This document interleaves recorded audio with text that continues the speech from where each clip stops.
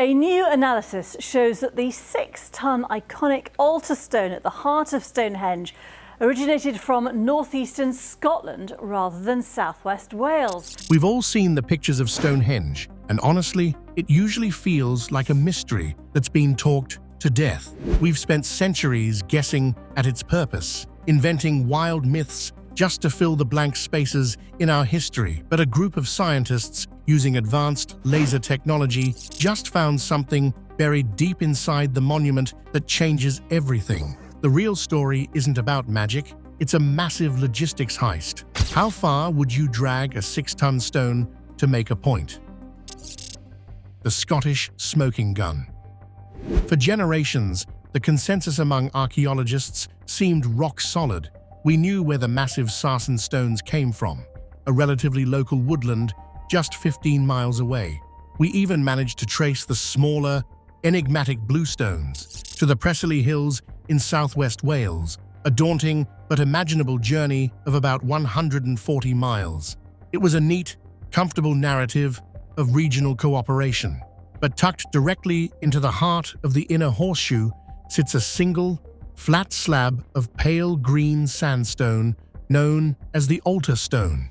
6 tons of solid rock, half buried under the collapsing weight of the outer ring.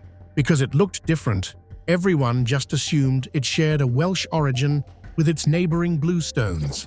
Then, the geochemists stepped in with mass spectrometers, and the comfortable narrative completely evaporated. Rocks carry a genetic code just as distinct as human DNA. By firing high-energy lasers at tiny mineral grains within the altar stone, specifically targeting microscopic crystals of zircon, rutile, and apatite, scientists were able to measure the radioactive decay of uranium over billions of years. This process provides an incredibly precise age fingerprint for the exact bedrock where that sandstone formed. When they ran the altar stone samples, the data didn't just slightly miss the Welsh profile, it missed it entirely. The chemical signature didn't match anything in Wales. It didn't match anything in southern England. Instead, the data points spiked violently on a completely different part of the map. The altar stone's exact mineral makeup matched only one place on the entire island, the Orcadian Basin in northern Scotland, a staggering 450 miles away from Salisbury Plain. Let that distance sink in for a moment. We are talking about the Neolithic period, around 2500 BCE. This was a time before the wheel was used in Britain, before beasts of burden, like horses or oxen, were domesticated for heavy transport, and long before anything resembling a road existed. Yet the people who designed the grandest phase of Stonehenge decided that their central, sacred monument absolutely required a specific 6-ton block of sandstone from the farthest, topmost edge of the known world. What makes the plot even thicker is that follow-up tests completely ruled out the Orkney Islands themselves, narrowing the source down to the rugged mainland regions of Caithness or Aberdeenshire. This means it wasn't just traded between major island ports, it was purposefully sourced from the Scottish wilderness. This single discovery completely rewrites our understanding of prehistoric human capability. It turns out, Stonehenge wasn't a local project built by isolated tribal clans. It was the climax of an island-wide network of shared culture, religion, and jaw-dropping ambition. The sheer willpower required to even conceive of moving a 6-ton object across that distance, through dense, primeval forests, mountain ranges, or unpredictable coastal waters, implies a level of social organization we never gave our ancestors credit for. They weren't just surviving the wilderness, they were mastering it on a continental scale. Furthermore, this connection to northeastern Scotland isn't just an isolated fluke. When archaeologists look closely at the timelines, they find that the legendary stone circles of the far north, like the Ring of Brodgar, share uncanny cultural footprints with the south. We find identical styles of pottery known as grooved ware appearing simultaneously at both ends of Britain. Even the floor plans of the houses built for the workers at Durrington Walls the massive settlement right next to Stonehenge, mirror the exact architecture found in Scottish Neolithic villages. The altar stone was the physical manifestation of a cultural bridge spanning the entire length of the island. It wasn't an accidental discovery or a random piece of cargo. It was a deeply deliberate selection meant to bring the raw, sacred bedrock of the north into the ultimate temple of the south. The people who built this were operating with a shared mental map of a unified Britain, viewing the entire landmass as a single, connected canvas for their spiritual architectural feats. How did a prehistoric society pull off a logistics miracle that would terrify modern engineers? The prehistoric superhighway. When you think about moving 6 tons across 450 miles without an engine, your brain naturally defaults to a state of absolute panic. How do you actually do it? Archaeologists are currently divided into 2 fiercely competing camps, and both options completely rewrite our understanding of ancient maritime and land engineering. The traditional view of prehistoric Britain as a land of isolated, primitive grunting clans has to be thrown completely into the trash. To transport a monument's heart over this distance means these people were looking at the geography of the British Isles as a highly navigable, multimodal transportation grid. The first theory takes us completely out to sea, and it is arguably the most logical when dealing with a 6-ton slab of solid sandstone. Proponents of the marine route argue that trying to drag a massive 16-foot monolith through the dense, swampy, primeval forests and rugged mountain passes of Neolithic Britain would have been an absolute risky mission. Instead, they point to the coast. It is highly probable that these ancient builders utilized massive, custom-built wooden cargo boats or lashed catamaran-style canoes together with thick ropes to create a stable, floating platform. They would have waited for the perfect seasonal weather window to navigate the treacherous, choppy waters of the North Sea, traveling all the way down the eastern coast of Britain. From there, they would turn inland along major river networks, like the River Avon, to deliver the stone within striking distance of the final Salisbury Plain build site. If this marine route is true, it means that Neolithic Britons weren't just shoreline foragers clinging to shallow beaches. They were highly sophisticated mariners who understood deep water navigation, coastal currents, tides, and heavy cargo carpentry. They were running a highly organized, long-distance shipping operation thousands of years before the Romans ever dreamed of setting foot on the island. We already have indirect evidence of this maritime prowess. Archaeologists have found proof that ancient communities routinely transported entire herds of cattle across the English Channel and traded heavy alpine stone axes across the Irish Sea. The second theory is even more mind-blowing: a brutal, step-by-step overland superhighway. This concept suggests the stone was hauled foot by foot across the landscape, utilizing massive wooden sledges and specialized roller tracking systems laid down over hundreds of miles of changing terrain. This wouldn't just require a few dozen strong people, it would require an army of hundreds working in perfect, rhythmic synchronization. They would need a secondary logistical army just to clear paths through ancient woodlands, fell trees for fresh rollers, and supply food and clean water to the haulers as they marched day after day, week after week, across valleys and rivers. Experimental archaeology shows that moving a stone of this scale on land requires a dedicated team of 40 to 50 people just to handle the ropes and levers, plus a complex web of support clans to handle territorial permissions along the route. But the real shock here isn't just the physical mechanics of the journey. It's what the journey tells us about the political reality of ancient Britain. Think about it. A 450-mile journey across the island means passing through dozens of different tribal territories, distinct language barriers, and highly guarded regional hunting grounds. If Britain had been a fractured, violent landscape of warring tribes, a project like this would have been completely impossible. The expedition would have been ambushed, slaughtered, or turned back within the first 20 miles by suspicious locals defending their borders. The altar stone is definitive proof of an unprecedented era of total peace and open borders.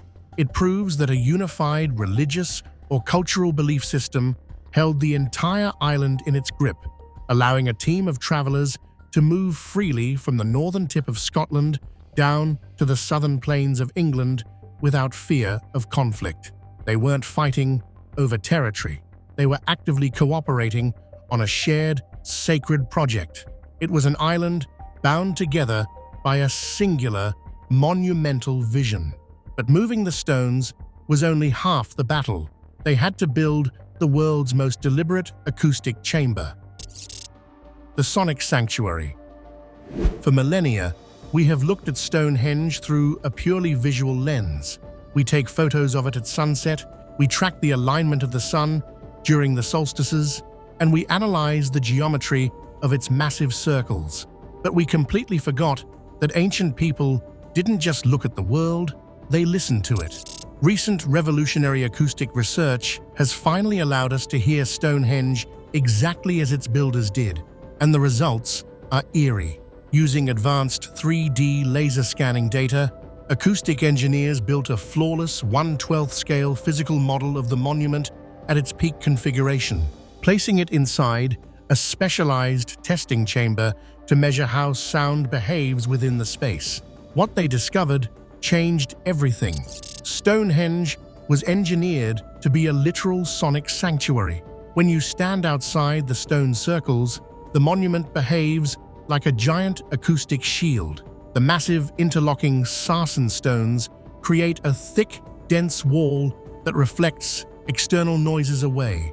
If a howling wind is ripping across the wide open expanse of Salisbury Plain, the moment you step inside the inner stone horseshoe, that wind completely disappears. It drops to a dull, distant whisper, shielding whatever ceremonies are happening inside from the chaotic elements of nature.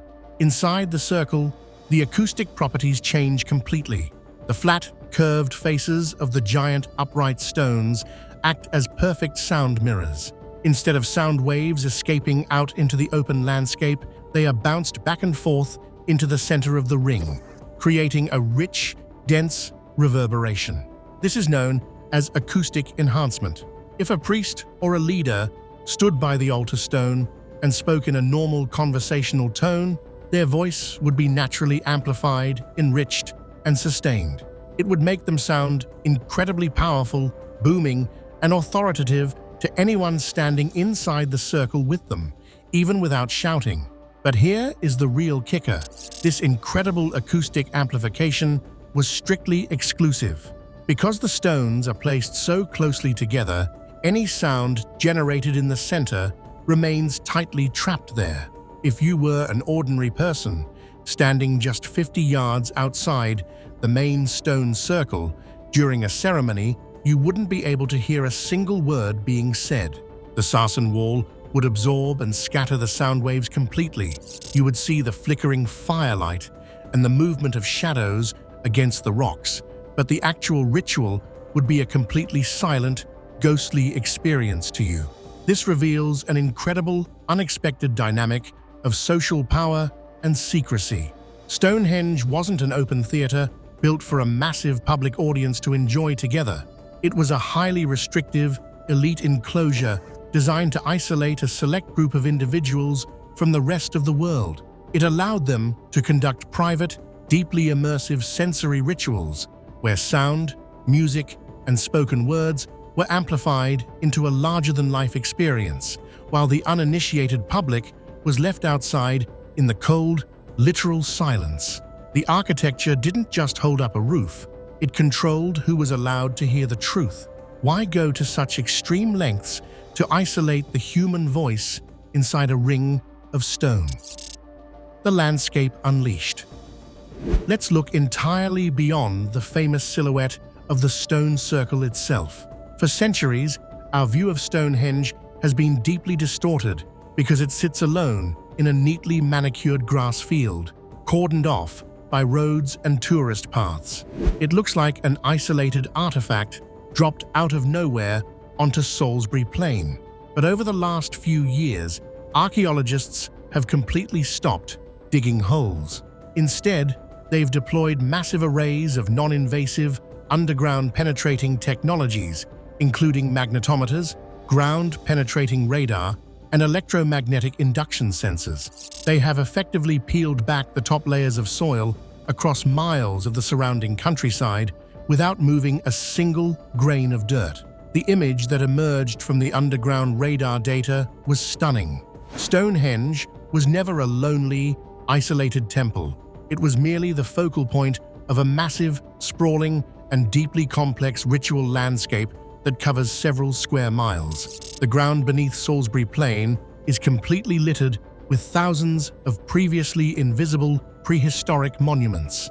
Scientists have mapped dozens of hidden shrines, massive circular earthworks, burial mounds, and deep ritual trenches that had been completely erased from the surface by centuries of intensive farming. They found entirely new henge monuments, smaller wooden and stone circles, built in direct alignment with Stonehenge itself, proving the area was an interconnected network of worship. Most fascinating of all is a massive, linear avenue that snakes across the landscape, physically connecting Stonehenge directly to the nearby River Avon. This wasn't just a random pathway, it was a highly formal, carefully engineered processional route. Ancient pilgrims traveling from far-reaching corners of Britain would arrive by boat along the river, step onto this sacred avenue, and begin a slow, highly orchestrated footmarch up toward the stone circle. As you walked this path, the topography of the land was used to manipulate your vision. Because of the natural ridges in the landscape, Stonehenge remains completely hidden from view for most of the journey along the avenue. You would walk for over a mile through the countryside, knowing you were close but seeing absolutely nothing. Then, in the final few hundred yards, as you crest a specific geographic ridge, the massive, towering silhouette of the stone circle suddenly bursts over the horizon, dominating the sky. Every single element of this landscape was deliberately designed to build tension, awe, and a deep sense of religious expectation long before you ever reached the monument's physical entrance. The entire region was a living, breathing machine for the sacred, pulling people into a shared psychological experience. But the underground sensors revealed an even deeper secret, hidden directly beneath the dirt path of the avenue itself. Long before humans ever carved the trail, the landscape had a natural glacial feature, two deep, parallel chalk ridges that happened to point directly toward the midwinter sunset.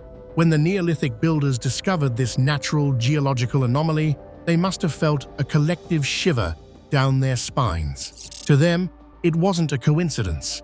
It was a message from the Earth itself. They didn't choose this site randomly and force an alignment onto it. They built Stonehenge here because the landscape was already naturally aligned with the cosmos. They simply took nature's template and monumentalized it with stone.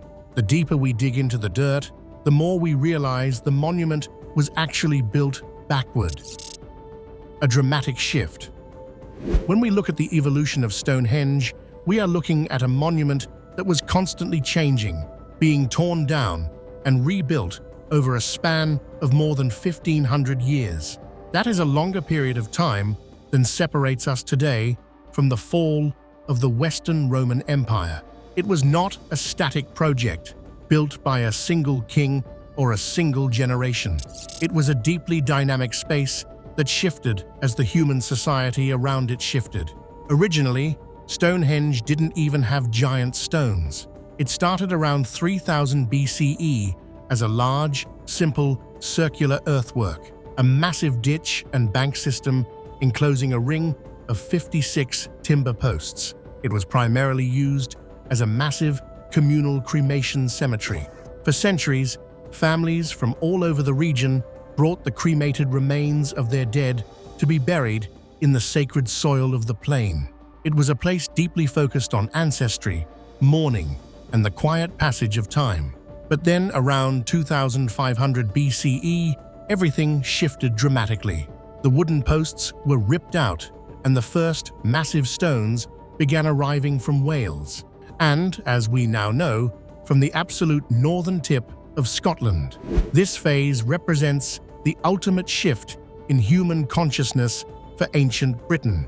The society had grown wealthier, more organized, and infinitely more ambitious. They were no longer content with simple wood and earth monuments that decayed with the seasons. They wanted to build something permanent, something that would defy time itself. They transitioned from a culture that worshipped local ancestors in quiet cemeteries to a sweeping, grand culture that built a sprawling monument to the cosmos. By aligning the giant sarsen stones perfectly with the midwinter sunset and the midsummer sunrise, they locked their society directly into the clockwork movements of the universe. This wasn't just a simple calendar to tell them when to plant crops. They already knew how to do that perfectly well. This was a grand, ideological statement. By trapping the sun between the massive stone lintels of the central horseshoe, the rulers of Stonehenge were visually demonstrating their ability to capture, predict, and control the heavens. It was the ultimate display of political and spiritual power. It told anyone who visited that the leaders who controlled this monument were completely in sync with the gods who moved the sun, the stars, and the seasons. It was a physical anchor for a massive, island-wide political unification. The true mystery was never how they built it, but why they stopped. Eventually, the great processions ended. The fires by the altar stone burned down to ash, and the silent plain reclaimed its quiet. But today, as we listen to the trapped echoes inside its rings and trace its stones back to the cliffs of Scotland, the true shock of Stonehenge is finally laid bare. Subscribe to the channel for more content just like this. Thanks for watching.